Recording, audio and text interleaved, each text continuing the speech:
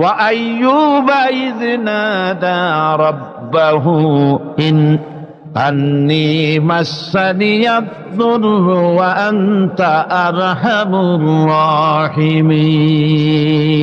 স্মরণ করো সেই সময়ের কথা যখন আইয়ুব তার রবকে ডেকে বলেছিল, আমি অসুস্থ আর তুমি তো রহমান রহিম দয়াময়। ভাষাটা দেখেন কি সুন্দর। এর থেকে কি আল্লাহরে আর কিছু বলা লাগে? আল্লাহ পাকের কাছে তিনি বলতেছেন, আল্লাহ আমি তো অসুস্থ, আমি তো অসুখ করেছে আমার, আর তুমি তো দয়াময় রহমান রহিম। হযরত আইয়ুব আলাইহিস সালাম বললেন না যে আল্লাহ আমারে মাফ করে দাও, কষ্টের মধ্যে আছি। তিনি শুধু বলেছেন, রব্বুল আলামিন আমি অসুস্থ হয়ে পড়েছি, আমার অসুখ করেছে, আর তোমার নাম রহমান রহিম। এতটুকু কথা বলেছেন। আল্লাহ রাব্বুল আলামিনের দরজায়, তার দরবারে আইয়ুব আলাইহিস সালামের ডাক চলে গেছে। পানির তলা দিয়া যদি কেউ ডাক দেয়, পাহাড়ের ভিতরে বসে যদি কেউ ডাক দেয়, আল্লাহ রাব্বুল আলামিন তা শুনতে পান।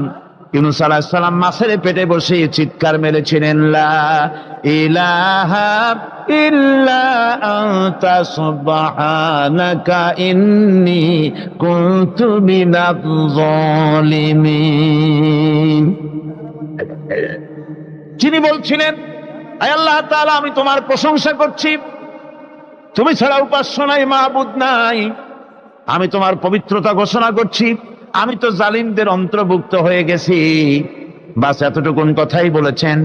আল্লাহ পাক বলছেন, ইউনূসের ডাক তো কেউ শোনে নাই, পানির মধ্যে কেউ শোনে নাই, জমিনের কেউ শোনে নাই, মহাশূন্যের কেউ শোনে নাই, কিন্তু মাছের পেটের ভেতরে থেকে, গভীর অতল দরিয়ার তলদেশ থেকে মাছের পেটের ভিতরে বসে আমার ইউনূস যে ডাক দিল, ওই ডাক আমি আরশের মালিক আমি শুনতে পেয়েছি, আর সঙ্গে সঙ্গে জবাব দিয়েছি। ফাস্তাজাবনা লাহু ওয়া নাজ্জাইনাহু মিনাল গাম্মি ওয়া কাযালিকা নুজিল মুমিনিন।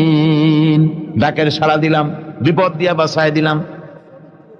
শুধু ইউনূসের না, আল্লাহ পাক এ জায়গায় আবার ওয়াদা করলেন, দুনিয়ার যত মুমিন বান্দা আছে তারা যদি কখনো বিপদে পড়ে যায় আর আমারে যদি ডাকে, আমি এইরকম করে বিপদ থেকে বাঁচায়া দেব। আইয়ুব আলাইহিস সালাম যখন আল্লাহ রাব্বুল আলামিনের কাছে ফরিয়াদ করলেন, আল্লাহ পাক তখন বলছেন, কোরআনে কারীম বলছে, ফাস্তাজাবনা লাহু فكشفنا ما به من ضر وآتيناه أهله ومثلهم معهم رحمة من عندنا وذكرى للعابدين। আমি আইয়ুবের দোয়া কবুল করে নিলাম, শুধু তার পরিবার বর্গই দিলাম না, বরং আরো কিছু নিয়ামত আমি তাকে দান করে দিলাম। এবং তাই জন্য যেহেতু তারা ছিল আমার অনুগত বান্দা, আমার বাধ্যগত, আমি এই জন্য রহম করেছি, সমস্ত রোগ শোক আমি মাফ করে দিয়েছি। কোরআনে কারীম বলছি, ওয়ামা আসাবাকুম মিন মুসিবাতিন ফাবিমা কাসাবাত আইদিকুম ওয়া ইয়াফু আন কাসীর। যত বিপদ তোমাদের উপর আছে সব দুই হাতের কামাই করা, আর আমি তো অনেকগুলো ক্ষমা করে দেই। তোমরা যত পাপ করো, আকাম করো, সবগুলির শাস্তি যদি দুনিয়ায় দিতাম, শ্বাস করার সময় পেতে না। অসুখ হলেই অধৈর্য হয়ে যেও না, ধৈর্য ধরো। আল্লাহ পাক বলেন, শুধু আইয়ুব নয়, ওয়া ইসমাঈল ওয়া ইদরিস ওয়া যাল কিফলি কুল্লুম মিনাস সাবিরিন। এইভাবে করে ইসমাঈল, ইদ্রিস, জুলকিফল সবাই ছিল ধৈর্যশীল। জোরে বলেন সুবহানাল্লাহ। ধৈর্যের চরম পরাকাষ্ঠা ছিলেন তিনি। কোরআনে কারীম নবীদের এই কথাগুলি আমাদের শোনাচ্ছেন। হযরত ইয়াকুব আলাইহিস সালাম কলিজার টুকরা সন্তান হযরত ইউসুফ আলাইহিস সালামের জন্য তার মনটা পাগল ছিল। এত সুন্দর করে আল্লাহ তারে বানাইছিলেন, তিনি ছিলেন সৌন্দর্যের পিরামিড, যারে দেখলে চোখ ফিরানো যায় না। এমন সুন্দর সুপুরুষ যারে দেখি সেই যুগের সুন্দরী যুবতী মেয়েরা রূপের মোহে পড়ে নিজেদের আঙ্গুলগুলি কেটে ফেলে দিয়েছিল। রূপের মোহে এমন অবশ হয়ে গেছে, আঙ্গুল কেটেছে, হাত কেটেছে, টের পায় নাই। আবার ভুল বুঝবেন না, দুনিয়ার সেরা সুন্দর পুরুষ ইউসুফ আলাইহিস সালাম, তা কিন্তু রাসূলের চাইতে বেশি নয়। হযরতে উম্মুল মুমিনিন আয়েশা রাদিয়াল্লাহু তাআলা আনহা তিনি বলেছেন, যেই সব সুন্দরী রমণীরা ইউসুফ আলাইহিস সালামকে দেখে রূপের মোহে পড়ে নিজেদের আঙ্গুলগুলো কেটে ফেলেছিল, ওরা যদি আমার হাবিবকে দেখতো, ওরা যদি আল্লাহ রাসূলকে দেখতো, তাহলে হাত কাটতে কাটতে কোন ফাঁকে দিয়ে কলিজা কেটে ফেলে দিত, ওরা টের পেত না। আবার বন্ধুগণ, হযরত আইয়ুব আলাইহিস সালাম সন্তানের মায়া, অন্যান্য ভাইরা হিংসায় পড়ে গেল, তারা নিয়ে তাকে কুয়ায় ফেলে দিল। সেখান থেকে তারা একটা ছাগল বা কোনো পশু জবাহ করে তার রক্ত মাখাইয়া জামা এনে হাজির করে দিল হযরত আইয়ুব ইয়াকুব আলাইহিস সালামের সামনে, যে তারে নিয়ে খেলা করতে গিয়েছিলাম, আমরা খেলায় লিপ্ত ছিলাম, বাগে খাই। এগুলি কি গপ্প? এগুলি কি কোরআন? আল্লাহ পাক শোনাচ্ছেন, বিশ্ববাসীকে শোনাইছেন। সূরা ইউসুফের চাইতে এত সুন্দর উপাখ্যান গোটা পৃথিবীতে আর নাই। সুবহানাল্লাহ। অনেকে ইউসুফ জুলাইখার কেসটা খুব মজা করে পড়ে, চুপচি করে প্রেমের গল্প পড়ে। এটা কোনো প্রেমের গল্প নয়। ইউসুফ আলাইহিস সালাম, জুলাইখা ইউসুফ আলাইহিস সালামের জন্য কাঁদতে কাঁদতে চোখ কানা হয়ে গেছে। এরপর ইউসুফ আলাইহিস সালাম জুলাইখারে পাওয়ার জন্য পাগল হয়ে গেছে। নাউজুবিল্লাহ, এটা হয়নি কখনো। তিনি আল্লাহর পয়গম্বর, আর আল্লাহ কেমনে তারে বাঁচিয়েছেন? যখন জুলাইখা ঘরের ভিতরে সুন্দর করে উন্মাদনামূলক চিত্র অঙ্কিত করে ঘরের মধ্যে আটকায় দিয়েছে, তালা লাগায় দিয়েছে, আর নিজে জোক কাপড় চোপড় পরেছে না পরার মতোই। সে যুগের সুন্দরী মেয়ে জুলাইখা, তার কুপ্রবৃত্তিকে চরিতার্থ করার জন্য আহ্বান করা হয়েছে। হযরত ইউসুফ আলাইহিস সালাম লক্ষ্য করে দেখলেন এমন জায়গা, এখান থেকে পালাবার তো পথ নাই, দরজা বন্ধ করে দিয়েছে। তিনি শুধু তখন কেবলমাত্র আল্লাহ রব্বুল আলামিনকে ভয় করলেন। আল্লাহকে ভয় করে আল্লাহর নাম নিয়ে যখন তালাবদ্ধ দরজার দিকে দৌড় দিয়েছেন, আল্লাহ রব্বুল আলামিন আপন কুদরতে তালাগুলি খুলে দরজা তার জন্য উন্মুক্ত করে দিলেন। ইউসুফ আলাইহিস সালামকে হালাই দিয়ে এভাবে করে কাপড় এনে দিল তার সামনে, রক্তমাখা কাপড় পেয়ে হযরতে ইয়াকুব আলাইহিস সালাম সন্তানদের মুখে কাহিনী শুনে তিনি কি বললেন? কোরআনে কারীম তা কোট করেছে। তিনি চিক দিলেন না, ফাল দিলেন না, ফিট হয়ে পড়লেন না। তিনি বললেন, কলিজার টুকরা সন্তান, তার মরার খবর শুনেছেন। তিনি বললেন কি? ফাসাবরুন জামিলুন ওয়াল্লাহুল মুস্তাআনু আলা মা তাসিফুন। আমি উত্তম সবর অবলম্বন করব। তোমরা যে কাহিনী রচনা করেছো এর বেলায় আমি আল্লাহর কাছে সাহায্য চাই। আমি উত্তম সবর অবলম্বন করব।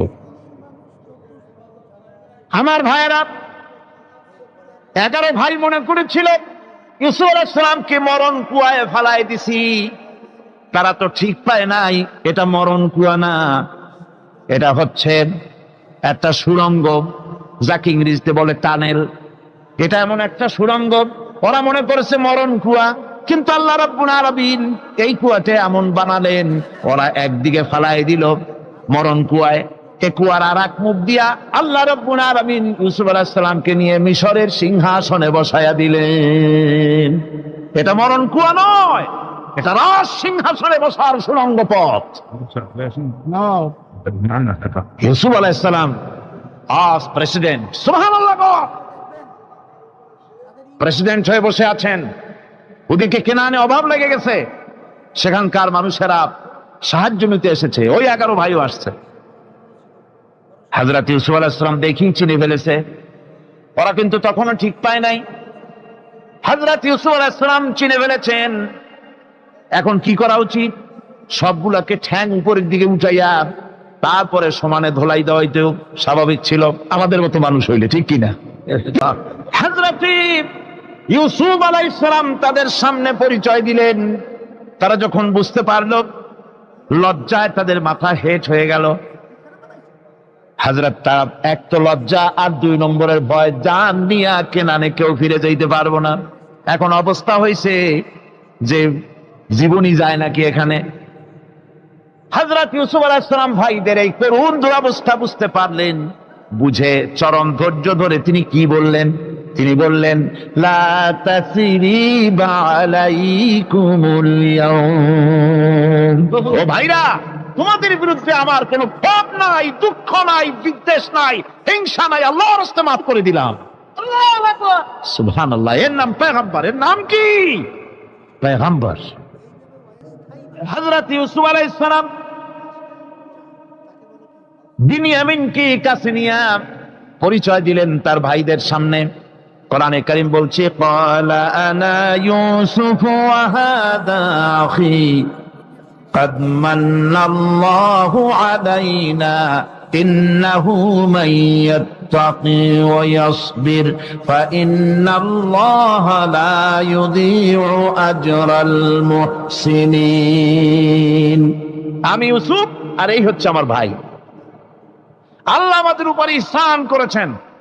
প্রকৃতপক্ষে যারা আল্লাহকে ভয় করে এবং সবর এখতিয়ার করে, আল্লাহ এভাবে তাদেরকে, তাদের আমলকে নিষ্ফল হতে দেন না। আমার এই জামাটা নিয়ে যাও। হযরত ইয়াকুব আলাইহিস সালাম কলিজার টুকরা সন্তান ইউসুফ আলাইহিস সালামের বিরহ যন্ত্রণায় ছেলেকে কতদিন দেখে না, কাঁদতে কাঁদতে চোখ দুটো অন্ধ হয়ে গেছে। মিশর থেকে কেনানের দিকে জামা রওনা হয়েছে। কোথায় মিশর, কোথায় কেনান? জামা যখন রওনা হয়ে গেছে, হযরত ইয়াকুব বলতেছেন, আমি যেন আমার ইউসুফের গন্ধ নাকে পেতেছি। জামা চলে এলো, চোখের উপরে রাখলেন, আল্লাহ রাব্বুল আলামিন তাকে চক্ষুষ্মান বানায়া দিলেন। ভাইরা আমার, পয়গম্বরেরা সবর করে গোটা দুনিয়ার মানুষের সামনে দৃষ্টান্ত সেট করেছেন সবরকারী হন। আমার ভাইরা, হযরত ইব্রাহিম আলাইহিস সালামের কথা আল্লাহ পাক কোরআনে কারিমে বলছেন সবরকারী কয়, দেখো শেখো সবরকারী কয়। আল্লাহ পাক বললেন, ইব্রাহিম, তোমার বিবি আর তোমার নবজাতক এই সন্তানকে রেখে আসো মক্কা নগরীতে। তিনি চলে গেলেন। সেখানে ঘর নাই, বাড়ি নাই, কিচ্ছু নাই, চতুর্দিকে ধুধু বালু আর মরুভূমি। হযরতে হাজরা বলছেন, ইব্রাহিম, সামান্য পানি আর খাবার দিয়া আমার সন্তান শুদ্ধ এখানে রেখে যেতেছো, আমি কি অপরাধ করেছি? কোনো জবাব নাই। 2 বার 3 বার বলার পরে হাজরা বলছেন, ইব্রাহিম গো, তবে কি আমার আল্লাহর হুকুম মতো আমারে রেখে যাচ্ছ নাকি? হযরত ইব্রাহিম আকাশের দিকে আঙ্গুল উঁচু করলেন। কথা বলবেন, বাক শক্তি বেরোচ্ছে না। 80 বছর বয়সের সময় একটা বাচ্চা আল্লাহ তারে দিচ্ছেন। আর এমন বাচ্চা, পয়গম্বরের ছেলে, কি সুন্দর চেহারা, মরুভূমির উপরে ফালাই দিয়ে রওনা হয়ে যাচ্ছেন। মুখ দিয়া কথা সরছে না, আকাশের দিকে দেখালেন। হযরত হাজরা বুঝতে পারলেন। হযরত হাজরা বলেন, ইব্রাহিম, কোনো চিন্তা নাই, নিশ্চিন্ত মনে বাড়ি ফিরে যাও। আমি আমার আল্লাহর উপরে এতটা ভরসা করি, আল্লাহর হুকুমে যদি আমার এখানে রেখে যেয়ে থাকো, আল্লাহ পাক আমাকে আর আমার কলিজার টুকরা ইসমাইলকে পানিতে আর খাবারে মারবেন না, অবশ্যই তিনি ব্যবস্থা করবেন। ব্যবস্থা হয়ে গেল। হযরত ইসমাইল বড় হয়ে গেলেন। আল্লাহ পাক অর্ডার করলেন ছেলেকে। হযরত ইব্রাহিম আলাইহিস সালাম যখন জবাহের প্রস্তাব করলেন, হযরত ইসমাইল তা আপত্তি করতেন, বাবাজি, আমার মায়ের আর আমাকে বাচ্চা অবস্থায় ফেলে গেলেন, খাবার দেন নাই, পড়ার দেন নাই, বছরের পর বছর আমাদের এখানে কাটলো, দেখতেও আসেন নাই, আজ আসছেন জবে। এটা কেমন কথা? কি ধরনের বাপ আপনি? এরকম বলছে নাকি? এরকম বলছে। হযরত ইব্রাহিম আলাইহিস সালাম প্রস্তাবটা কিভাবে পারলেন? আল্লাহ পাক কোরআনে কারিমে দৃষ্টান্ত রেখে দিয়েছেন। আল্লাহ পাক বলছেন, হযরত ইব্রাহিম ছেলেকে বললেন, ইয়া বুনাইয়া, ইয়া বুনাইয়া, হে আমার কলিজার টুকরা লাডলা, হে আমার কলিজার টুকরা সন্তান, ইন্নী আরা ফিল মানাম আন্নী আযবাহুক, আমি স্বপ্নে দেখছি আমি যেন তোমাকে ফানজুর মাদা তারা, তোমার রায় কি বলো? আমি তো স্বপ্নে দেখছি যে আমি তোমাকে, এখন তোমার রায় কি, তোমার মত কি? হযরত ইসমাঈল আলাইহিস সালাম শুনিয়া দিলেন দৌড়, নাকি না? হযরত ইসমাঈল আলাইহিস সালাম ধৈর্যের প্রতীক, তিনি কি কথা বললেন? তার মুখের কথা কোরআন শরীফে আল্লাহ পাক উঠায় দিলেন। হযরত ইসমাঈল বললেন, ইয়া আবাতি ফাআল মা তুমারু সাতাজিদুনি ইনশাআল্লাহু মিনাস সাবিরিন, হে আমার পিতা, আপনি যে ব্যাপারে আদিষ্ট হয়েছেন আপনি তা পালন করুন, অবশ্যই আমাকে ধৈর্যধারীদের মধ্যে পাওয়া যাবেন। সুবহানাল্লাহ। আমার বন্ধুগণ, এই পৃথিবীর সবচাইতে ধৈর্যের বড় প্রতীক হতেছেন ইমামুল মুরসালিন, আশরাফুল আম্বিয়া, সাইয়্যিদুল মুরসালিন, জনাবে মুহাম্মাদুর রাসূলুল্লাহ সাল্লাল্লাহু আলাইহি ওয়াসাল্লাম। আমার বন্ধুগণ, সবচাইতে বড় ধৈর্যের প্রতীক তিনি। কাউকে একটা গালি দেন নাই জীবনে, কাউকে ঠাট্টা করেন নাই, কাউকে মারেন নাই, কারো মনে দুঃখ দেন নাই। তিনি দুঃখ পেয়েছেন, তিনি কাউকে দুঃখ দেন নাই। তিনি কষ্ট পেয়েছেন, কাউকে কষ্ট দেন নাই। আমার ভাইয়েরা, তায়েফের ময়দান, আমার নিজের চোখে তায়েফে যেদিন আমি তায়েফ দেখলাম, আমি তায়েফে ঢুকেছি, জীবনে কোনোদিন যাই নাই। রমজান মোবারকে আমি সেখানে গেলাম, আমাকে বসার জন্য তারা নিয়ে যাবে। আমি বললাম আগে বসবো না, আমারে আগে নিয়ে যাও, আমার নবীকে কোন জায়গায় ওরা মেরেছিল সে জায়গাটা দেখাও। তাইফের সেই গলিতে যখন আমি গিয়েছি, দুই দিকে পাহাড় দাঁড়ানো, তাইফের লোক আমার সাথে ছিল, তারা বলল এই জায়গাটা প্রথম যেখানে চতুর্দিক থেকে নবীজিকে পাথর মারছিল আর আল্লাহর নবী বেহুশ হয়ে পড়ে গিয়েছিলেন। 3টা দিন না খাওয়া,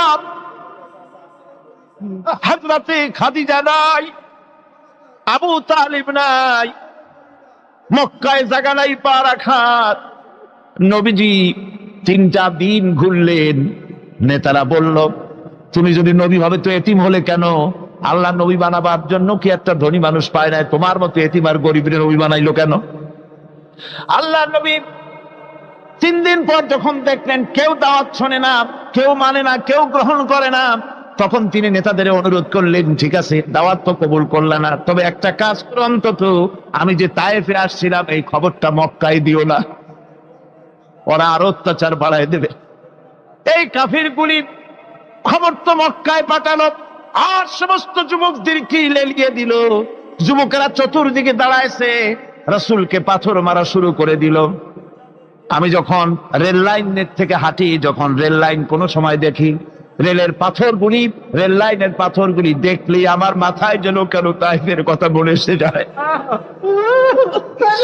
আরে মানুষের গায়ে পাথর মারলে কি অবস্থার সৃষ্টি হয়? পাথর নূরের শরীর, রহমতের শরীর, কিটি কিটি রক্ত ঝরছে।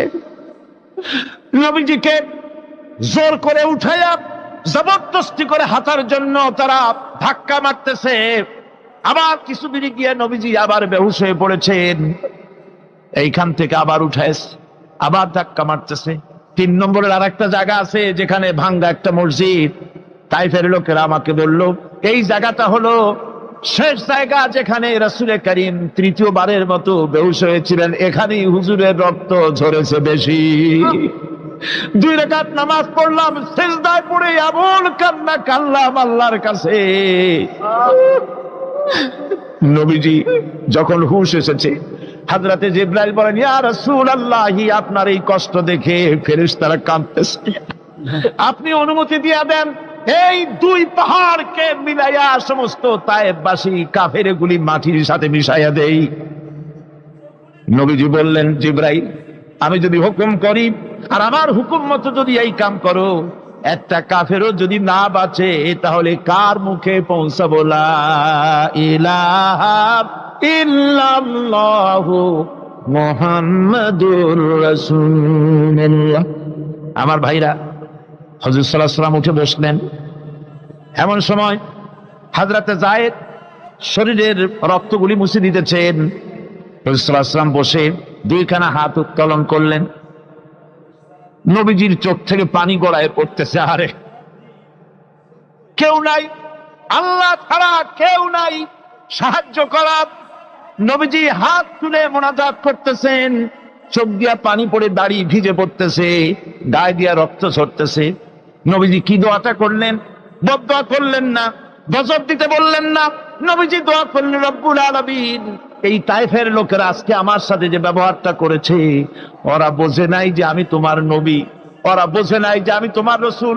না বুঝে আমার উপরে যে অত্যাচারটা করলো, আল্লাহ তুমি এই জন্য রাগ করে এই তায়েফে তুমি গজব দিও না।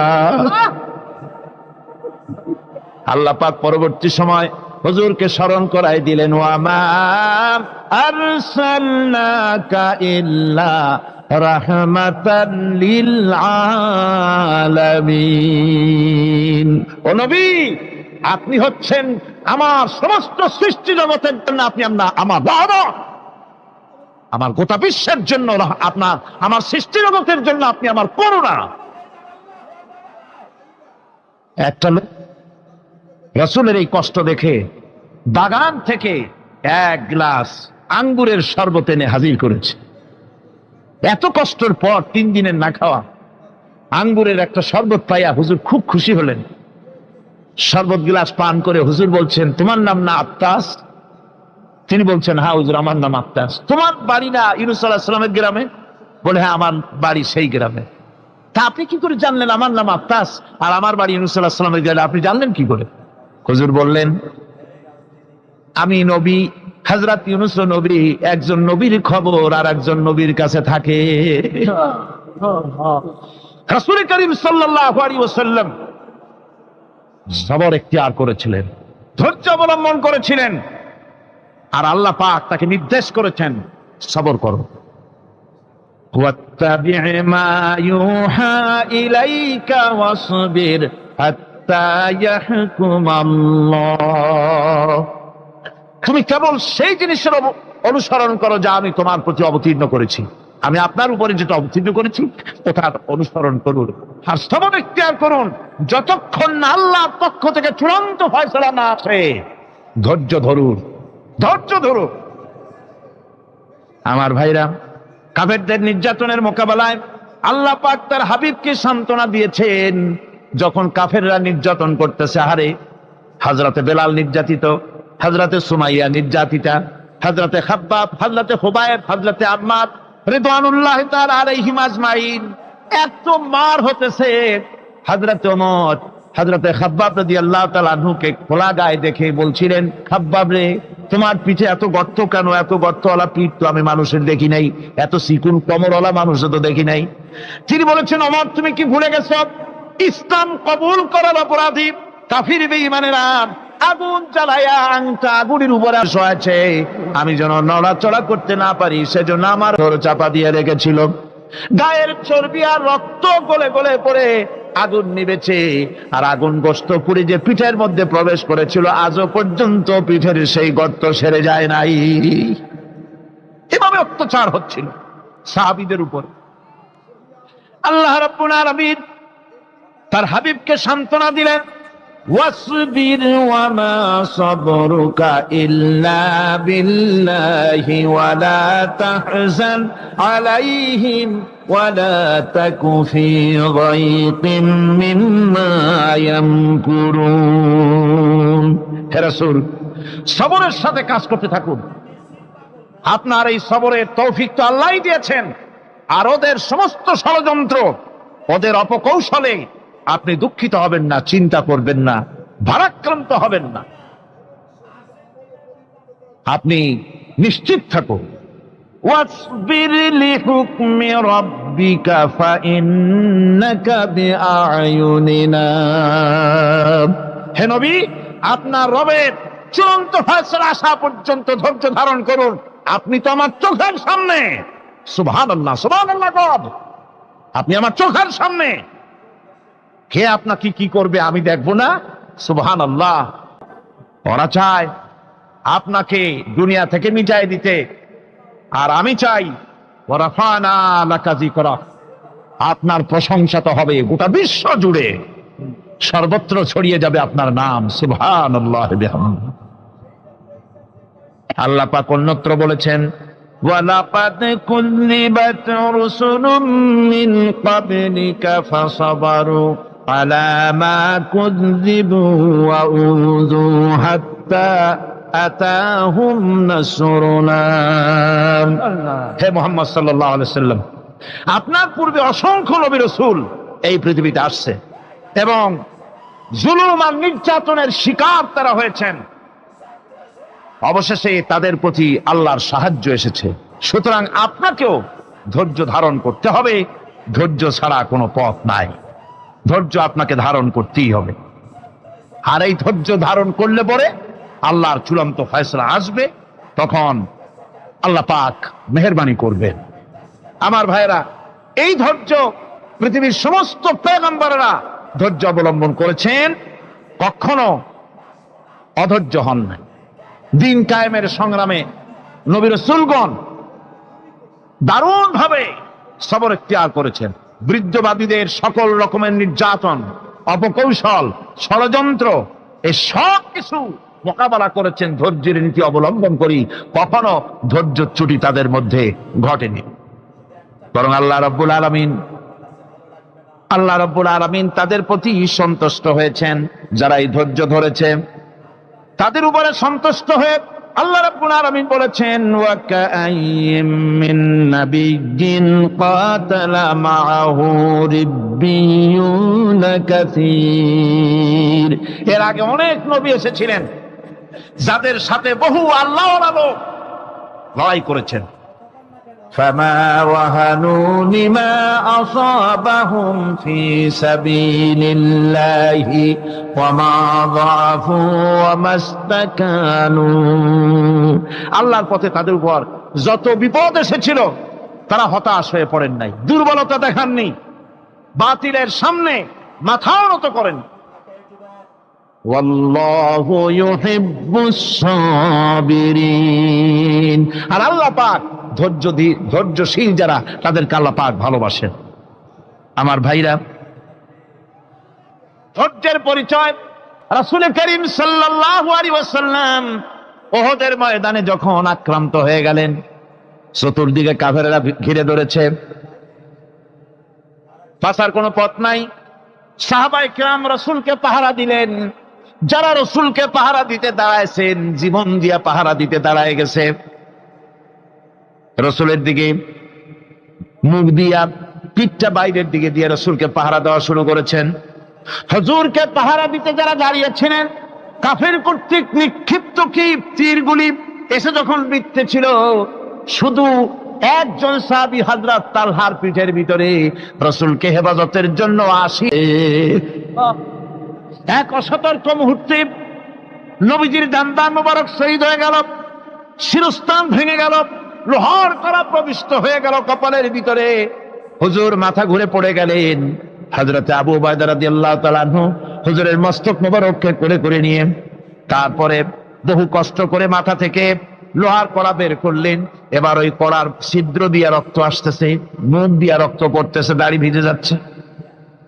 বুখারী শরীফে এসেছে, আল্লাহর নবী দুইখানা হাত নিজের চেহারার উপরে মলে আনে টাটকা রক্ত চোখের সামনে দেখে বলছেন, আহারে, এই কওমের ফালাত কি করে হবে, এই কওমের মুক্তি কি করে হবে, এই কওমের নাজাত কি করে হবে, যে কওম তার নবীর চেহারা রক্ত দিয়ে লাল বানাইয়া দিল। নবীজি বললেন, আল্লাহুম্মা গফিরলি কওমি ফাইন্নাহুম লা ইয়ালামুন। আয় আল্লাহ পাক, আমার এই কওম বুঝতে পারে না, ওদেরকে মাফ করে দাও। খবর ছড়িয়ে গেল নবীজি শহীদ হয়ে গিয়েছেন। খবর ছড়িয়ে গেল চতুর্দিকে, মদিনায় খবর ছড়িয়ে গেল মানুষ পাগলের মতো দৌড়ানো শুরু করে দিল। এক মেয়ে লোক দৌড়াচ্ছে ওহদের দিকে, কয়েকজন সাহাবীর সঙ্গে দেখা, তারা জিজ্ঞেস করলেন দৌড়াও কেন, মহিলা যাও কই? কয় ওহদের দিকে যেতেছি। কয় যায় তো কোনো লাভ নাই, যেহেতু তোমার যে স্বামী এসেছিলেন জিহাদের ময়দানে তিনি তো শহীদ হয়ে গেছেন। মহিলা বলতেছে কে শহীদ হয়েছে শুনতে চাই না, আগে বলো নবীজি কেমন আছে। আবার কিছুক্ষণ পর আর কয়েকজনের সঙ্গে দেখা, তারা বলছে মেয়ে লোক দৌড়াও কই? যাচ্ছি ওহদের দিকে। তারা বলছেন যে কোনো লাভ নাই, তোমার যে দুইটা কলিজার টুকরা সন্তান ওহদে এসেছিল দুটোই শহীদ হয়ে গেছে। মা বলতেছি ও সাহাবী কে শহীদ হয়েছে শুনতে চাই না, তাড়াতাড়ি করে বলো আল্লাহর নবী মুহাম্মদুর রাসূলুল্লাহ সাল্লাল্লাহু আলাইহি ওয়াসাল্লাম কেমন আছেন। দৌড়াতে দৌড়াতে ওহদের মাঠে সাহাবায়ে কেরাম পরিবেষ্টিত, আল্লাহর নবীর কাছে গিয়ে হুজুরের জীবিত চেহারা মোবারকের দিকে তাকায়া মেয়ে লোকটি কাঁদতেছে আর বলতেছে ইয়া রাসূলুল্লাহ, আমার স্বামী মরা শোক, আমার কলিজার টুকরা দুইটা সন্তান মরা শোক আমার কলিজা থেকে মুছে গেছে, আপনি বেঁচে আছেন তামাম মুসলমানদের চাইতে বড় সান্ত্বনার নাই। আমার ভাইরা, কোরআনে কারীমের আলোচনা শেষ দিকে এসেছে। আমরা মুনাজাত করব এখন। মুনাজাতের জন্য দাঁড়ানো ভাইয়েরা এক মুহূর্তে বসে পড়ুন। আজকে আপনাদের জন্য দারুণ সুখবর আছে। আজ কোরআনে কারীমের আলোচনা শুনে কোরআনে কারীমের প্রতি মুগ্ধ হয়ে ইসলামের আদর্শে উদ্বুদ্ধ হয়ে 5 জন অমুসলিম ভাই ইসলাম কবুল করতে এসেছে।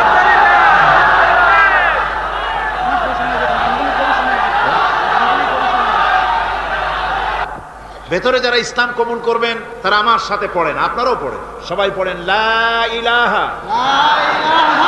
ইল্লাল্লাহু মুহাম্মাদুর রাসূলুল্লাহ।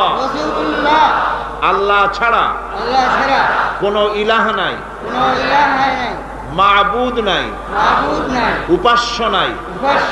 মুহাম্মদ সাল্লাল্লাহু আলাইহি ওয়াসাল্লাম আল্লাহর প্রেরিত রাসূল।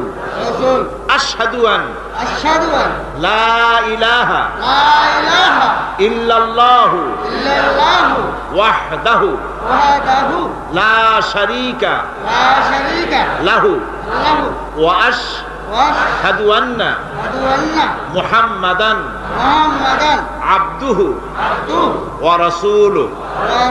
আমি সাক্ষ্য দিচ্ছি আল্লাহ ছাড়া কোনো ইলাহ নাই, মাবুদ নাই, উপাস্য নাই। তিনি একক, নিরঙ্কুশ, তার কোনো অংশীদার নাই। আমি আরো সাক্ষ্য দিচ্ছি মুহাম্মদ সাল্লাল্লাহু আলাইহি ওয়াসাল্লাম আল্লাহর প্রেরিত বান্দা এবং রাসূল। বাস, এবার বলেন আসসালামু আলাইকুম। সবাই জবাব দেন। ওয়ালাইকুম আসসালাম ওয়া রাহমাতুল্লাহ। বলতে চাই আমি হিন্দুর ছেলে ছিলাম, ইসলাম ধর্ম গ্রহণ করছি। আমার মুসলমান ভাই সবার কাছে আমি দোয়া চাই, কিছু আমাকে দোয়া করুন। আলহামদুলিল্লাহ, আলহামদুলিল্লাহ। আমি এখন আমাকে দোয়া করবেন আপনারা, আমি যেন বাকি জীবনটা কাটাই যেতে পারি। আল্লাহ দোয়া করেন একটু। আলহামদুলিল্লাহ, দোয়া হবে, দোয়া হবে। এই মুহূর্তে 6 মাস অপেক্ষা করছি আপনার জন্য। বহুদিন আমার আশা ছিল, আজকে আশা পূরণ হয়েছে। আল্লাহ মঞ্জুর করুন, আল্লাহ মঞ্জুর করুন, আল্লাহ মঞ্জুর করুন। আমার এই ভাই, এই 2 জন একটু আগ মুহূর্ত তারা ছিলেন মুশরিক, এখন আমাদের ভাই। আমাদের কি ওনারা?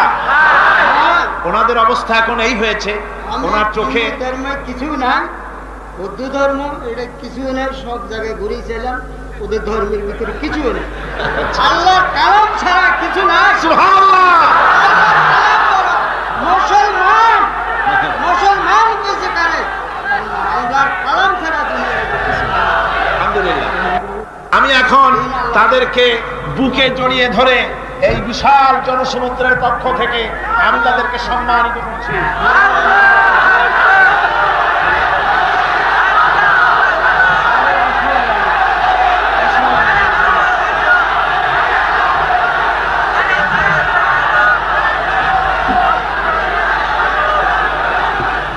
আমরা মুনাজাত করব, আল্লাহর কাছে দোয়া করব।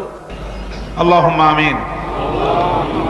ربنا ظلمنا أنفسنا وإن لم تغفر لنا وترحمنا لنكونن من الخاسرين آمين. ربنا لا تزغ قلوبنا بعد إذ هديتنا وهب لنا من لدنك رحمة إنك أنت الوهاب রব্বুল আলামিন দীর্ঘ রজনী পর্যন্ত তোমার বান্দারা লক্ষ লক্ষ মানুষ কোরআনে কারিমের কথা শুনেছে, তোমার হাবিবের কথা শুনেছে।